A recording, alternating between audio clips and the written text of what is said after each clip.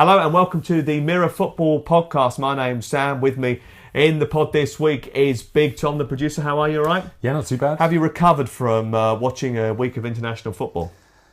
Just about. Did you watch much of it? No, more on that later on. Okay. We're going to discuss that, the lack of appetite for international football. Wembley had huge areas missing last night in terms of it wasn't full last night. They were selling tickets right up until the start of play for 20 quid as well. I thought they were quite reasonable, but still they couldn't sell it out. I don't know whether that's the style of play, the performances, or whether or not international football around Europe is just not as popular as it used to be. We're going to get into that with Andy Dunn in just a few moments' time. We've also got Darren Lewis coming on to give us the very latest in Costa versus Costa. And Darren Eales, the president of Atlanta United in the MLS, is coming on the programme today to discuss David Beckham's new franchise, how he brokered the Gareth Bale deal to Real Madrid, and Tottenham's new stadium and what it's going to mean for that club. So loads to look forward to. If you've listened to us for the first time, you're listening to us for the first time, or you're downloading it for the first time, and you haven't yet worked out how to subscribe via iTunes, this is how you do it.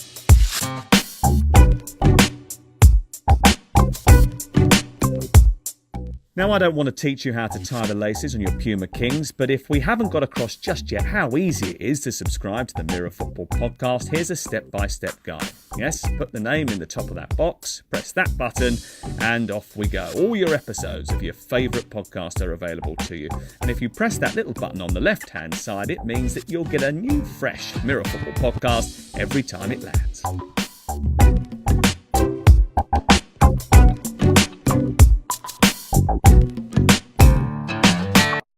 And remember, you can subscribe to the Mirror Football Podcast throughout the week via iTunes. All you have to do is go on your iTunes app on your iPhone or on your Mac or whatever, press the button and get involved with us. Right, let's talk about international football because in the pod this week is Big Tom, the producer, and Andy Dunn, the chief sports writer from the Mirror. Hi, Andy. How are you? You're okay? Very good. Thanks, Sam. Very good. Thanks very much for joining us. Now, you've been very busy this week. You've been watching a lot of England, haven't you? Yeah, away with England in Malta on Friday night, and obviously then last night at Wembley. So it's been an interesting few days. In a way, so ending far more positively than it started, even though they won 4-0 in Malta. But I think overall, after this latest England camp, a feeling certainly within the camp. I'm not sure whether outside the camp, but a feeling of positivity. I mean, that is interesting, isn't it? Because it looks as if they made hard work of it in Malta. I know they managed to get the win against Slovakia, but they went 1-0 down in that game. You mentioned about the outside, everyone feeling as if it's just a little bit dull now. But Gareth Southgate, he thinks any criticism of his team is over the top, doesn't he? Well, actually, he took the criticism quite well on Friday. I was interested in how he responded because he could easily have said to us, the reports were very, very, very damning of England's performance. Gareth could easily have said to us, hang on a minute, guys, we've just won this game 4-0. We've won 4-0 away from home. He then could have pointed out on over the next couple of days how France only drew 0-0 against Luxembourg. He could have pointed out that there are very, very, very few landslide victories against these smaller teams. He could have said that, but he didn't. Instead, he said that it was probably a good learning curve for the young players, because those young players would have picked up the newspapers on Saturday morning or clicked online and read the newspapers on Saturday morning. And I think they would have been a bit surprised at how critical we were, how critical the writers were, how critical the media in general were of England's performance. I think those young players, I think Harry Kane would have picked up the newspaper, Dele Alli, and would have said, hang on a minute, guys, we've just won 4-0. And I think they also would have been looking around the stadium on Friday night when the England fans are leaving in droves before the end. They would have heard the England fans criticising their own team. And that would have been a big, quite a jolt to the system. So I actually think that Southgate used that and said to them, look, this is what it now means to be an England player. This is the scrutiny you're under. You can win 4-0, but you can still get criticised.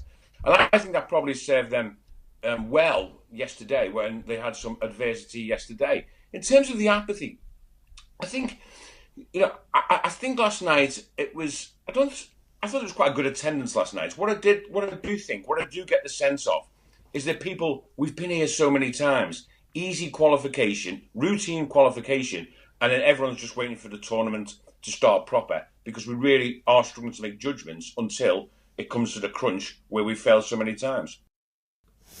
It's fascinating, really, isn't it, that we're in a situation where international football is not as appealing as it used to be. I did the game between Portugal and Hungary on Sunday, and I caused a massive stir because I came out afterwards and I've been bored to tears, Andy. I've got to be completely honest with you.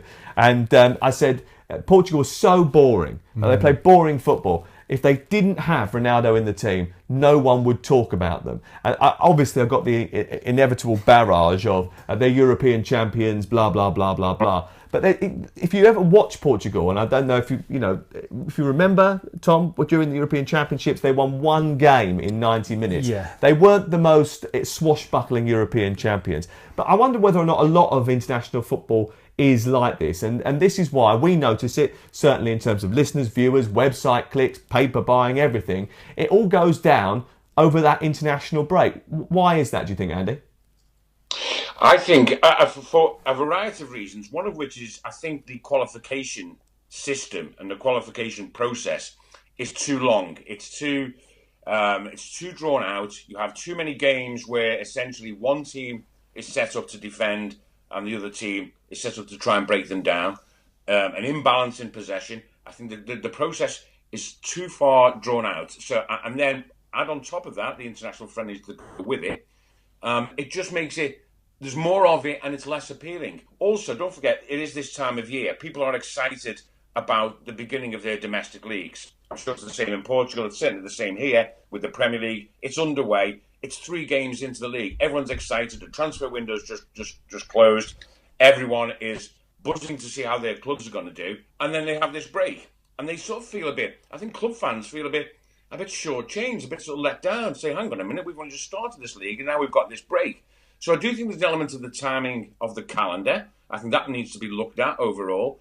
I do think the whole qualification process needs to be looked at, whether we do need a streamlining of that in terms of, teams like Malta, no disrespect, whether they need to be in their own group, and so that we get maybe a trimmed down qualification system. Because I think at the moment, the qualification system does not appeal. And in the end, if we look at these groups now, these 9 European World Cup qualifying groups, if we'd have looked at them at the start, when these groups were drawn, groups of 5, groups of 6, when they were drawn, if we looked at them, me, you, Tom, we could have said who's going to finish top of those groups. And I'll tell you what, we probably would have been right in each individual group.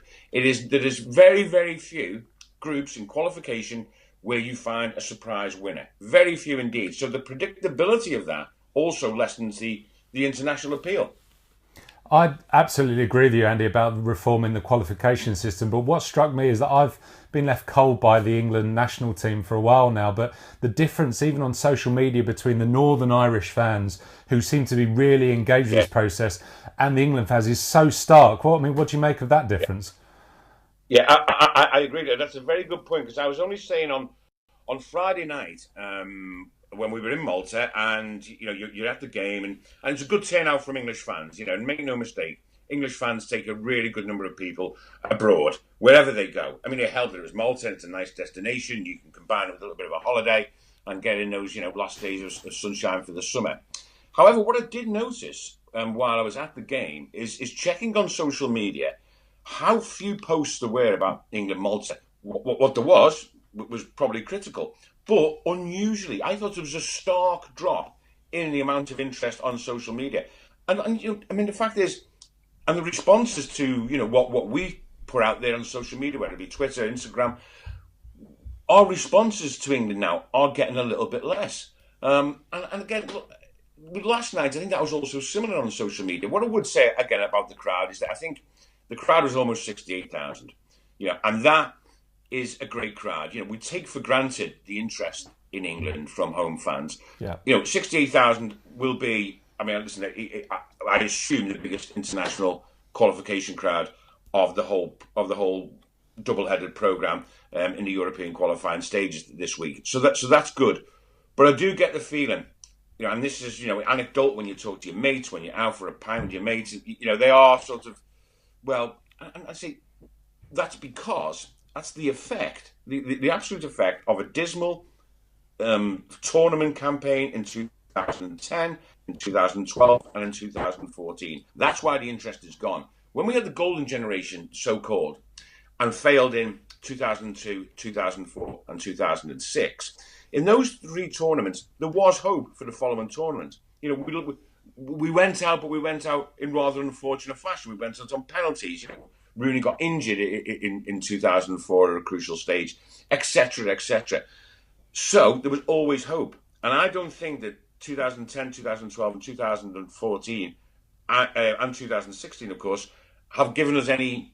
I think people, that drip effect of not just a failure at the tournaments, but a really poor failure, has had its effect overall on the enthusiasm of the fans until we get to the actual stuff that counts next summer.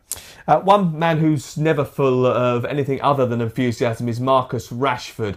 He was left out for the game on Friday, was back in the team on Monday. Jose left him out actually for their game against Leicester prior to the international break. Has everybody now got to come to the conclusion that this guy has to be playing for everyone from the start, week in, week out?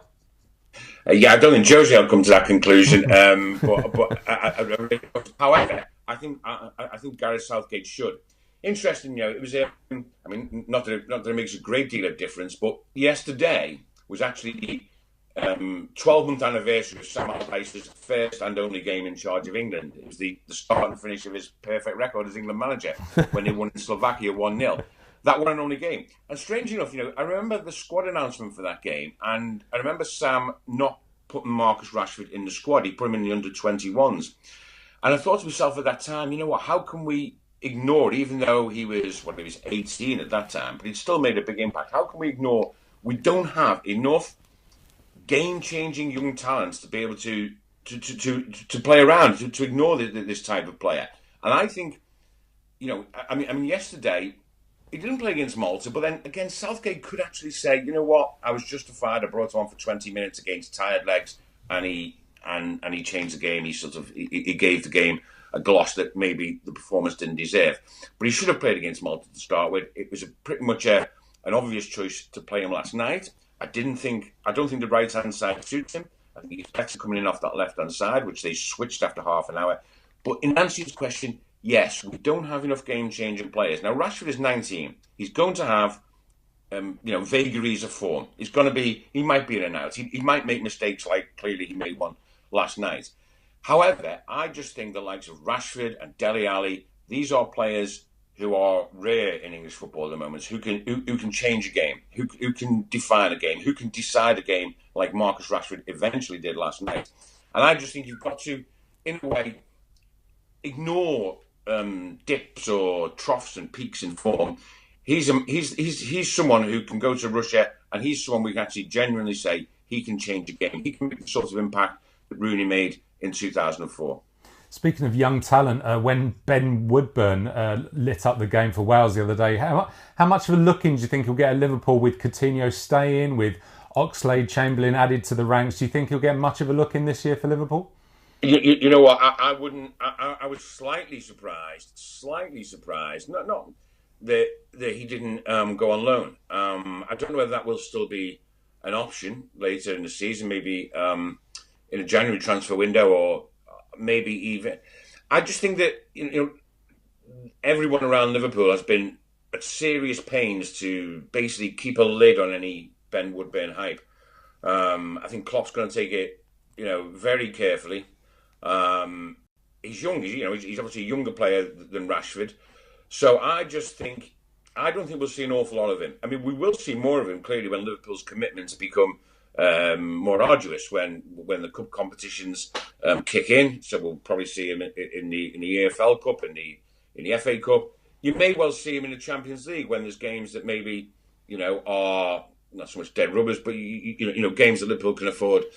Once their fate is decided, maybe play him in a couple of those. I think they'll take it very, very, very gingerly with Ben Woodburn. Yes, and it was a great goal. What surprised me with Ben Woodburn, this is just an aside, is how it was sort of taken for granted, or how he committed himself to Wales in the end. I was going to ask you about that actually, because he was born in Nottingham, he was brought up in Chester. I mean, there's sort of a few sort of similarities with Giggs Michael Owen there and Ryan Giggs. But why did they manage to snaffle him up so quickly and England didn't? And are England kicking themselves? Well, I would have thought they are, and I mean, the connection with Wales, I wouldn't be disparaging to say the only connection is his grandfather. Grandfather is from Swansea, but Wales got him at a very early age, at a schoolboy age, and I think he developed a sort of a bond there. Yes, I think England will be kicking themselves again. England, what England like to do. Well, let's say. One of England's issues, and we've seen it in other instances, Wilfred Zaha, for example, is a prime instance, is that England still has, how shall I put this, probably pride isn't... An arrogance that everyone's going to choose them in the end. Basically, yeah. I was going to say an inflated opinion of themselves that England can afford... 100%. That England can afford to sort of say, right, you either want to play for England or you don't. You're either English or you are. We're not going to go to you. We're not going to go to Wilfred Zaha. When the Ivory Coast come calling, we're not going to go to you and say, listen, you're better off with us. Look at us. We're bigger than them. We're better than them. We're this, we're that. And England will basically, England feel that their history, their tradition, not their recent tournament results, but their history and tradition means that, if you're not 100% wanting to play for England, you shouldn't need persuading. We've seen that many, many, many times, and I just think there was an element of that where hang on a minute, if you want to play for us, you're eligible for us. Just come along and make yourself available. Wales got in very quick. Wales made sure, and of course now he's played senior football. That's just about that. But I don't think England have got enough young players, even though their youth sides obviously have done well in the summer, to be able to sort of say, that's it. We're not going to explore every avenue. But listen, in the end, if the player feels Welsh, then he's Welsh.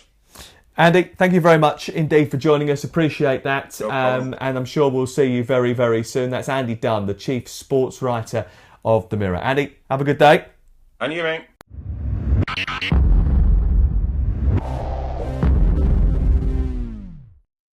It's time for Big Tom's Big News. It's all the information you really need, but don't necessarily know it. You might not get the likes and the retweets for it, but it's important. What you got for us this week? Well, this week, it's really an attempt to re-engage with international football. Oh, please, do it. Well, it's not just the familiar disappointment of the English national team, albeit they won, or the kind of corrupt infection of FIFA. But many fans they can't stomach the stale and uninspiring football anymore. That's what we were talking about with Andy Dunn, wasn't it? The lack of responses on Twitter and Absolutely. Facebook, and the lack of clicks on the website, etc. Now, Malta's game, I'm told, didn't watch it myself, was further example of this kind of international's huff and puff to the Premier League's cut and thrust. Scotland were all right. Yeah, and hopefully will continue to be. But there is an alternative competition.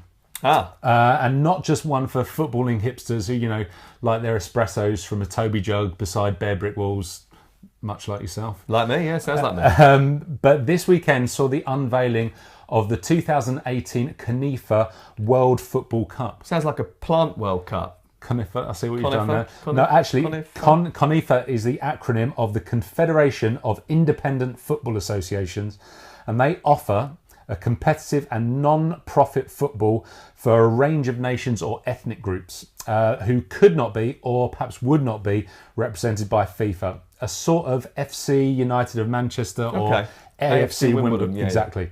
Their member teams range from kind of countries like Tibet or Quebec, so not necessarily recognised nations. Okay.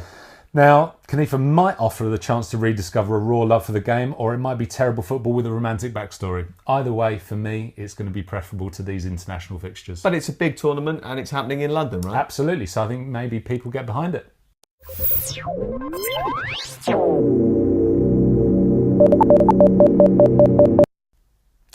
Well, let's find out who's happy and unhappy going back to their clubs after the international break. It's a little bit like going back to school after the first half term, and you think you're going to make it into the top set and you didn't quite get there. So you're still in with all those kids. You didn't think that you were going to be in the class. That felt a bit personal. Is there a backstory there? Always in the top set, actually. Always in the top set. Darren Lewis is always in the top set. He's from the Mirror, and he's always got his ear to the ground and his face planted to the dressing room doors of every single Premier League club. How you doing? You all right? Oh, well, I'm good, thanks. Let's discuss that. You know, the idea of going back, and you don't really want to go back. Who is going to be the unhappy player going into the dressing room when they come back from international break? Will it be Sanchez, Coutinho, Van Dijk, Johnny Evans? Who will it be? Well, I think Van Dijk, definitely. And that's if the Southampton fans will have him back in a Southampton shirt, because with that transfer request, he pretty much burned all of his bridges with the club, with the fans, with anyone with a connection with Southampton. So it'll be a bit of a case of his tail between his legs, him going back. But, you know, Alexis Sanchez is going to be fascinating because he wanted to go, believed he'd gone, believed the deal had been done, had a party with the Chile players on international duty, and then found actually it's not quite happening. It's a bit like someone depositing a load of money in your account by mistake. Does that ever happen to you? Because it's never happened to me. It never happened to me. Okay, maybe not. But the point being that as far as he's concerned, he's back there now. Nobody believes that he's committed anymore to Arsenal. He doesn't feel that they're good enough to challenge for the league, doesn't feel that they've got a chance of competing for the Champions League. The dressing room is in a mess, as we all know. And I think as far as he is concerned, he's waiting for the next opportunity that he can get to get away to Manchester City. The problem for Arsenal is that it is no kind of victory whatsoever Sanchez staying, because they will lose a £60 million asset for free next year. He could negotiate a deal with a foreign club in January, and he doesn't want to be there. He's not committed. He's not enamoured with the lack of quality in the squad, lack of commitment, lack of warriors within that Arsenal dressing room. Everybody knows it. So yeah, of the players that you mentioned, Van Dijk definitely, Sanchez definitely, Coutinho different, I think, with him. Why do you think it's different? Because you were one of these who were the first to break this story. You spoke to Jurgen Klopp in Singapore in the summer, and he told you that Coutinho wasn't going anywhere. Yeah, earlier this summer I was in Singapore with a couple of only two other journalists, and we one night we'd all retired to our hotel rooms. And in the morning, it transpired that there had been a bid from Barcelona submitted, £72 million from Barcelona to Liverpool for Coutinho. And the club were very clear about their position. Not only did they reject the bid, but they did not even want to negotiate with Barcelona. And they were quite bemused by all of these stories in Europe suggesting here in England that there was a magic number at which they were prepared to do business, or that there was a delegation flying over from England or wherever else to Singapore to talk Turkey with Liverpool officials, because there were no officials there to discuss it with. Michael Edwards, who does their transfer business, he was up in Merseyside. Their position was, and always has been, that Coutinho was not for sale. And we spoke to Klopp about it, and Klopp said to us, look, I wasn't manager when Suarez was sold. I wasn't manager when Sterling was sold. I'm the manager now, and we are not selling Coutinho. And I've been working for the Daily Mirror for a number of years, but seldom do you see a club take the position that Liverpool have and remain absolutely steadfast about it. And FSG, during August, released that statement where they said he will be a Liverpool player on September the 1st. That's our definitive position. And they've maintained it. They've not blinked. They've not bowed down. There's all been smoke and mirrors from Barcelona. There was a fee they were willing to accept. They suggested that they would take him for £200 million if we made it. All nonsense. Barcelona, as we all know, are in a mess. Liverpool are in a very strong position. I don't think Coutinho will have a problem coming back to play. He's not really of that kind of character like the others are. I think he'll come back. Liverpool are doing well without him, which is key. And I think he'll return and make a sizable contribution to Liverpool's cause. And I have to say, we've got to give credit to FSG for taking a position they did, backing Jurgen Klopp, and standing firm. I hear so much, so little credit given to them for doing that. They've shown that Liverpool want to go in a different direction with the quality of players they've tried to sign, the quality of player they have signed, Mane, Salah, Keita for next year. They still want to sign Virgil van Dijk. I think that you've got to give Liverpool credit now for saying we are going to go in a different direction. He's nodding his head here, Darren, because he's a massive Liverpool fan, of course. And you did you always feel that Coutinho was going to stay? I didn't, because it was so topsy-turvy. But I think Darren's absolutely right. And I think a lot of people, it spoilt their narrative. It spoilt the ending of the deal being tied up, and it wasn't what the kind of expected storyline was. He stayed, and I really do agree that FSG and Klopp should be given maximum credit for this, because they kept him under duress, and Barcelona with the leak afterwards have just really embarrassed themselves for me. But have Liverpool left them short in the central defensive area because they didn't get that deal done? Well, I think as far as Liverpool are concerned with Van Dijk, and this is also quite key, because we asked Klopp about, well, look, if you don't get Van Dijk, what then? And he said, look, some people think that I'm just going to go out and buy players for the sake of it. Maybe that's what the club's done in the past, but we want quality. We want to wait for quality. If it's not available to us now, we'll work with what we've got and we'll wait until we get that quality. Keita will provide that in 12 months' time. And this time around, we'll see Klopp's coaching abilities. He's already made Andy Robertson look like a player, because in a brief appearance that he's made in a Liverpool shirt, he has really impressed a few people. And I wonder if, he scored a great goal for Scotland as well, actually, in the international break. Absolutely. In fact, Liverpool have had a tremendous international break with Andy Robertson scoring, Coutinho scoring, Ben Woodburn scoring as well. They've had a few players showing their quality during the international break. But I think as far as their central defensive partnership is concerned, yeah, they'll have to step up. They know that the spectre of Van Dijk is looming over the club. Van Dijk does want to come to Liverpool. All the other clubs that are interested, yeah, they've got a shout. But I think as far as he is concerned, he wants to go to Liverpool. And if the deal gets done, they will be massively strengthened in the centre of defence. But I still do think they've got a chance of the top four. I really do rate the position that the club have taken so far. And let's talk about somebody else who wanted a way but didn't get his way, which is Diego Costa. He's been named in the Chelsea Premier League squad. Antonio Conte just laughs whenever you ask him about him. I mean, obviously there's no way back in terms of repairing that relationship. What happens next with this saga? I think the deal gets done with Atletico Madrid, and he leaves in January. It's quite fascinating to see that he's been named in that squad, because I think the rest of the other striking contingent, would have to fall down with food poisoning for him to pull on a Chelsea shirt again. Pigs would have to fly, and Claudia Schiffer would have to get try and prize me away from Mrs. Lewis, because I think it's never going to happen. I think that as far as Conte is concerned, and this is another one, we were away in the Far East with Antonio Conte. And he sat down with us journalists and he said, for a manager to retain control over his players, his word has to be law in the dressing room. It's very similar to what Sir Alex Ferguson used to say all those years ago. You blink, you lose control, you waver, and you're dead, particularly with multi-millionaire footballers. And somebody as combustible as Diego Costa, if you're going to take him on, you need to win that battle. And that's why, for me, even if they were struggling up front, I can't see a scenario where Conte would still pick Diego Costa in his squad. It might well be that the club wanted him included in there, but as far as Costa pulling on a shirt again for Antonio Conte, given the way that he's derided Conte in the media, given the way that he's defied the club and stayed in Brazil when he was supposed to come back, it's not going to happen for me.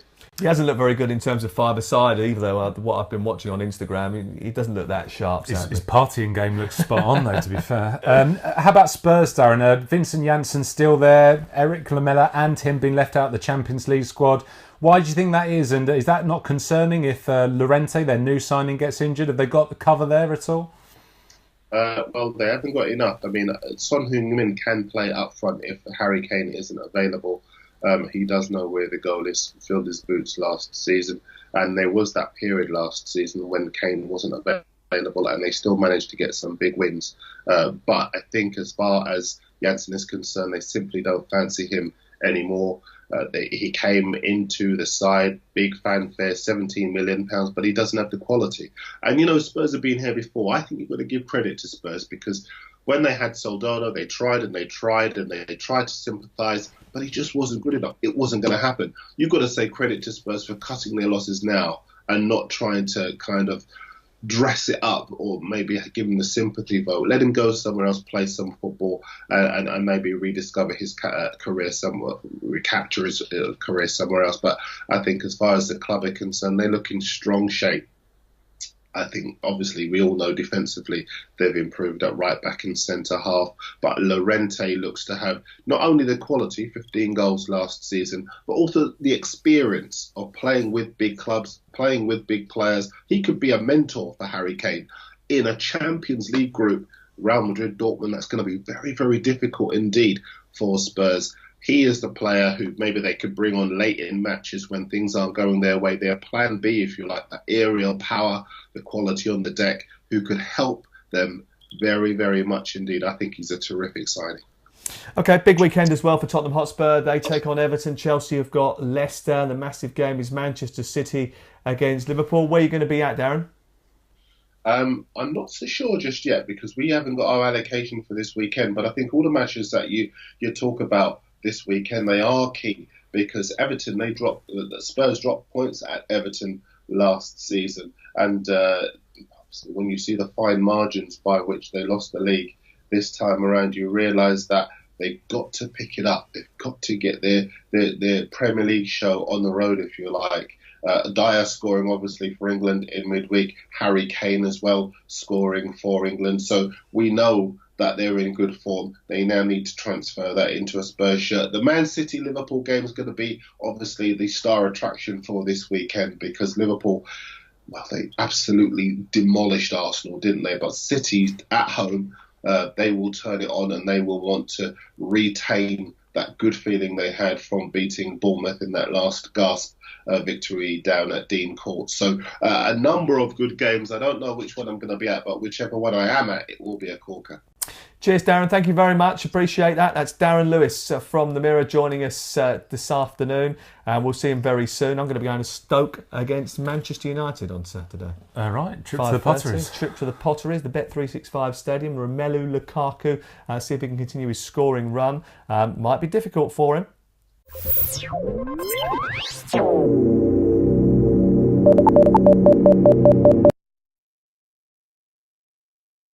It is September, so it's time to get Harry Kane back in your fantasy team. No goals in August, but as you've seen over the last few days, September has started with a bang for Harry. It's fascinating, isn't it? You know, he never scores in August. He's had all these appearances for England and for Spurs, and then when it comes to September, the 1st of September, he's scoring goals on the international stage. They've got Everton, as we've just mentioned, with Darren Lewis this weekend.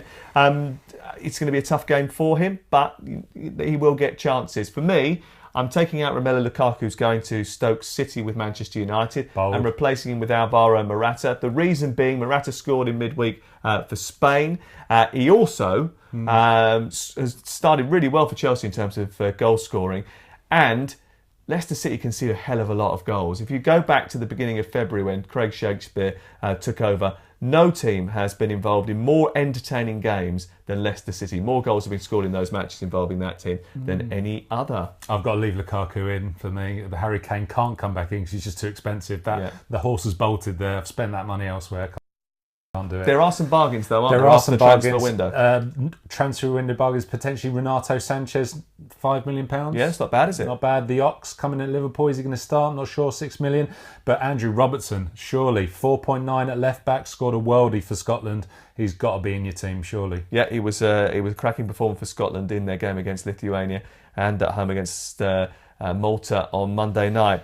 He is, however, a Liverpool defender, which would always concern me just a little bit. He is very good. Talking of impressive signings, we must applaud West Bromwich Albion. Do not forget to mine the West Bromwich Albion squad. Gregor Krakowiak. a winner, serial winner with Sevilla. Who was that? Krakowiak. Okay. And Oliver Burke.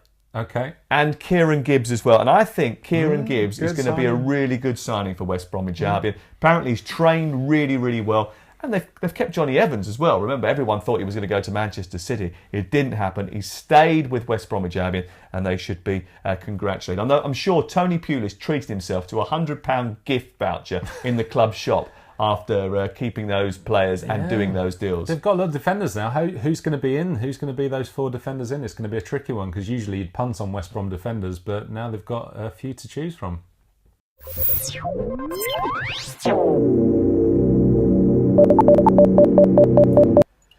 Well, I'm delighted to say that live from Mirror HQ, we've got the president of Atlanta United, Darren Eales, the former executive director at Tottenham Hotspur, who negotiated some of the biggest deals in that club's history. He joins us on the line now. Hi, Darren. How are you?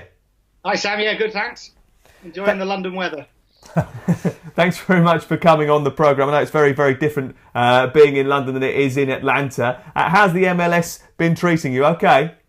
Yeah, it's been great, thanks. We're in our first season, so we're an expansion team, and we're halfway through the season. We're averaging 46,500 crowds, which is pretty incredible. It would put us 24th in Europe, so it's pretty amazing to think that a new team in America can be getting audiences like that. And on the pitch, it's going great. We're in the playoff position, so we're excited about the last third of our season. Yeah, I was looking at it. It's one of the highest. It is the highest, isn't it, in the MLS in terms of average attendance? That's pretty impressive. Yeah, no, we're excited. So Seattle's always been the benchmark as the Seattle Sounders as a club that gets great audiences. But we could be the biggest ever in the history of Major League Soccer. The highest ever is 44,500. We're currently trending towards about 47,000 average crowd. So that'll be the biggest ever in the history of MLS. And we're excited. We've got a game in 2 weeks' time against Orlando. We're going to open up our whole new Mercedes-Benz Stadium and try and break the record ever for attendance of 70,000. So it looks like we're on track to do that. So it's pretty exciting times for soccer in America. And this is not the first big stadium move that you've been involved in, because you were a big part of the early planning for the new Tottenham White Hart Lane, which of course they'll move into, hopefully, fingers crossed, next summer. What do you think that stadium is going to bring your old club? Look, I think it's going to be huge for them. It's always been the issue that White Hart Lane, which was a great venue, very intimate, but in terms of revenue, it was very difficult to compete with, for example, Arsenal and the Emirates Stadium. So the fact that you've now got a chance to go to this stadium that's going to give you that match day revenue, give you the commercial revenue, I think the reality is that, if I'm a Spurs fan looking at the future, I'd be very happy. And have you been to visit the new stadium? And what do you think it will actually give to Spurs? Yeah, look, purely I'm really pleased that they kept the stand that's a single tier, because I think that's important. You're going to create a great atmosphere there, a little bit like Borussia Dortmund with that sort of wall of noise behind the goal. So I think that was a really smart move by Tottenham, because you still need to have that fan atmosphere. You still need to make the home venue feel like an advantage. Look, it's a little bit like what they're going through at the moment with Wembley in this interim year. It's a real difficulty if you're playing at a venue that you don't get that home advantage from. You're behind the 8 ball a bit. So I think that's going to be great from an atmosphere perspective. But, from a commercial perspective, you're in London, so straight away you're at an advantage in attracting players. If you now add on that extra revenue, I think it gives the team a chance to perhaps stretch the wages a little bit more and put together a team that can year in, year out be top 4 and pushing for the championship. You negotiated some of the biggest deals in the club's history, including the Gareth Bale deal. How difficult was that to get over the line, and how mind-boggling was it? We see all these big figures now, but back then it was only a few years ago, but it was almost unthinkable that a player would go from a Premier League club to a big Spanish giant for that sort of price. Yeah, look, it was pretty amazing, and it was a very, as you'll not be surprised when Daniel's involved, it was a complicated deal because he was pushing for every penny, and I remember a couple of times where it looked like the deal was going to be dead, and then we'd resurrect it in the morning, but it was one of the most complicated deals certainly I've ever been involved in, right down to which currency was going to be used in terms of the contract, and it ended up being just a negotiation on every single point you could think of was negotiated, but it finally got done on that sort of deadline day. So it was that was where my hair started to go, I think, after doing that deal. What was it like dealing with Daniel Levy on a day-to-day basis? I mean, did he sort of literally negotiate over absolutely everything? Even in sort of like, you went to a pub and you tried to buy a pint of beer and he was saying, no, I'm not paying that much for it. I'm only going to play $4.22. He was pretty, he was pretty tough. I mean, I had a couple of owners because of Jeremy Peace when I was at West Bromwich Albion was, to be fair, Daniel's equal in terms of driving a hard bargain. And I'll tell a quick story. We were signing a player, a goalkeeper, on loan. So think about it. It was only a loan deal with an option. And we couldn't agree to sell on the option with a club from Czechoslovakia. And it was getting to the point where the deal was going to break down because he was only prepared to offer, he wanted 20%, you were only prepared to offer 10%. So what I did was I got 3 shirts from the locker room. We're at the West Brom training ground. I got a 10, a 15 and a 20. We put them face down on the table and we got the security guard. It was about 11 o'clock at night to come in and pick one. And he picked the 15. So 15% was what we did in the contract and got that deal done so we could go and get in for San Carlo. Wow. But Daniel was a little bit like that too. He'll push for everything. But the great thing about Daniel, and look, I think, you see it now, is everything he does is with Tottenham's thought in mind about what's best for the club, and he drives that hard bargain because he wants the best for Spurs. And to steward the club as he has done now into the new stadium with a team that's in the Champions League, I think has shown incredible fortitude and foresight when there's so much money from whether it's Chelsea and having an oligarch who could put the money in, or whether it's Manchester City with in effect a country behind them. He's managed to punch above his weight for that time period. So great credit to him.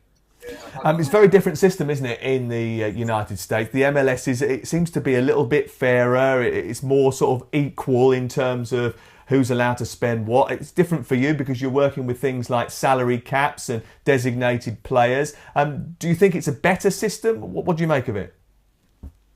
It's a different system. I mean, I think it's better for America because they had a history of the professional leagues folding in soccer, the NASL when Pele played and Beckenbauer basically went bust because they didn't have the safety net in place. So it's working really well in America to have this salary cap environment. They're used to it with the other sports. But what it means, Sam, is you've got to be strategic about how you build a squad. You can't do, your left back's not good enough. You can't just go out and buy another left back. You've got to make do with the player you've got. And what it means is it focuses you on every single decision. So your third goalkeeper, if you spend more than the minimum salary on a third goalkeeper, that's less money that you've got to spend on your striker. So every decision's crucial. So, I mean, I like it. I think it rewards those teams that are... I'm a competitive guy, so if you're better at putting a squad together, you're more likely to be near the top of the league. So you can't have any excuses. You can't moan that someone else has got more money because everybody's got the same amount. Relatively new franchise at Atlanta. Is there a local derby, a rivalry that you're trying to cultivate at the moment?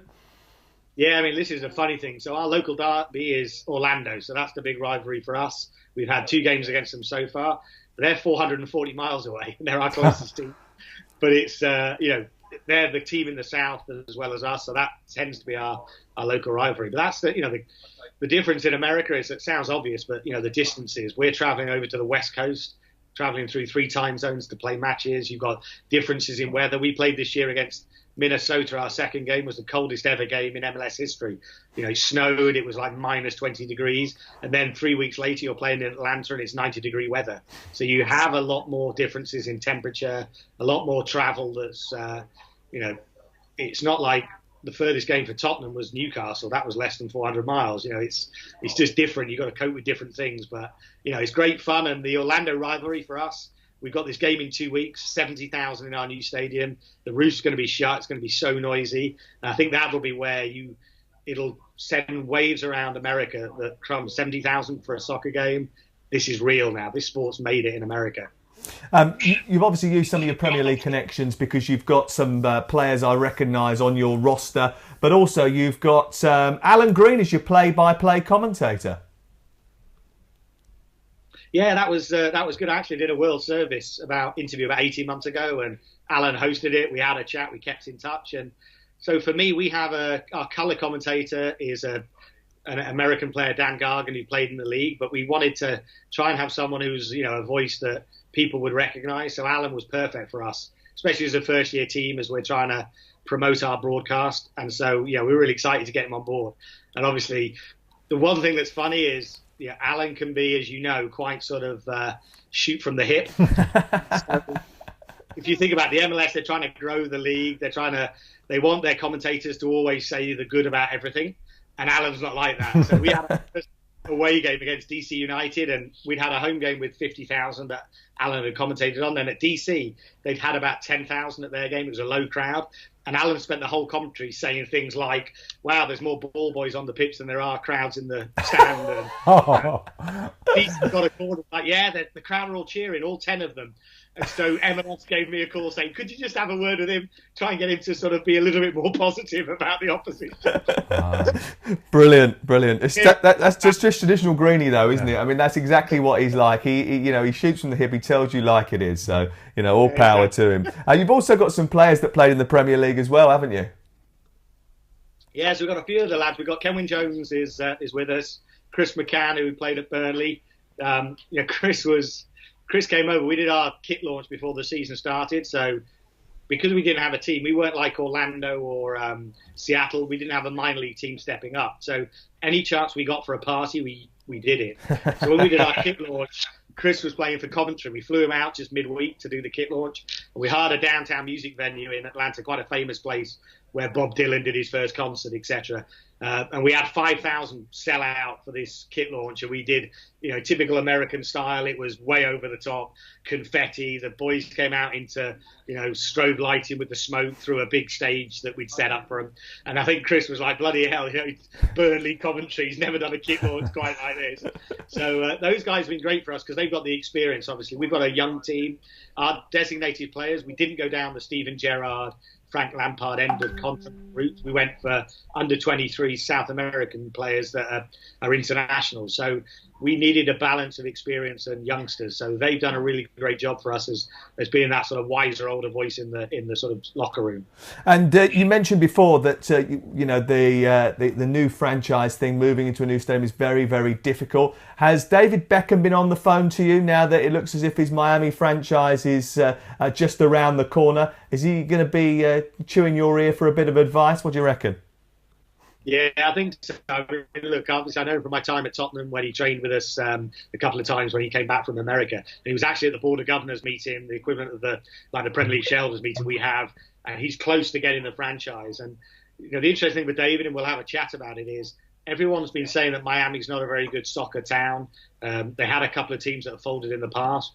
But, I would use Atlanta as a good example. Everybody said that Atlanta wouldn't succeed with a soccer team. They had an ice hockey team, Sam, about 7 years ago that folded, and the view was that Atlanta's not a real sports city. Well, look, we're now halfway through our season, but we're going to be breaking all the records the MLS has ever had. We are now currently the biggest team outside of the NFL. So we're bigger than any baseball, basketball or ice hockey team in America. So I think for David's view, don't listen to the naysayers. Just focus on that younger. This is what's happening in America. There's a younger millennial group that love soccer, that love the international aspect. They don't want to sit for 4.5 hours in a baseball game. They don't want to be told when to chant in NFL games like that happens with NFL. They want to own the fan experience. They want to feel part of this different, younger generation. I think that's what he needs to focus on. So I'm sure we'll have a drink or two and chat that through when he finally officially gets the franchise. Are you going to give him a 5-stripe shirt? Yeah. He's welcome to come along and wear the 5 stripes. But look, he'll be great for the league. I mean, the thing with David is, until you've been out in America, he was really the man that changed MLS's the way that they were going. He came and made a real difference, and he's still he's a big news wherever he goes in America. So for the league, he's going to be fantastic to be part of an ownership group coming into the league. So, I really that stadium sorted in the next couple of months because he's going to be a real asset to the league. Darren, thank you very much for coming on the programme. Really appreciate it. Good luck for the rest of the season. Good luck with the new stadium launch in a couple of weeks. I'm sure you'll break that record. And good luck getting into the playoffs as well. I know you're in the final berth at the moment, but it's been a really fantastic start for that franchise. So good luck to you. Thanks very much for coming on the programme. Thanks. Okay.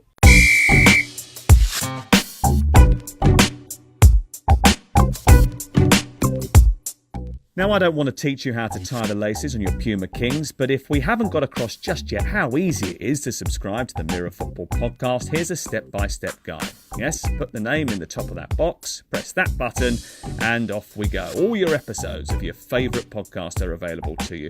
And if you press that little button on the left-hand side, it means that you'll get a new, fresh Mirror Football podcast every time it lands.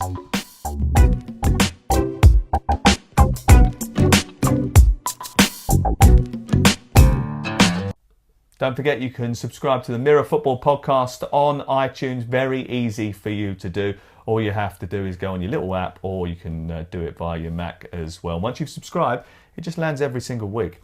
This week's going to be really busy for me. I'm going Derby Hull on Friday night in the Championship, hosting that for TalkSport. And then Saturday, it's Stoke against Manchester United. Next midweek, I've got Liverpool and Everton in Europe, so very much looking forward to that. Busy week. What are you up to? I'm getting the popcorn ready for the Saturday game against Man City. It's going to be huge. You're a little bit nervous about it? How do you feel it's going to go?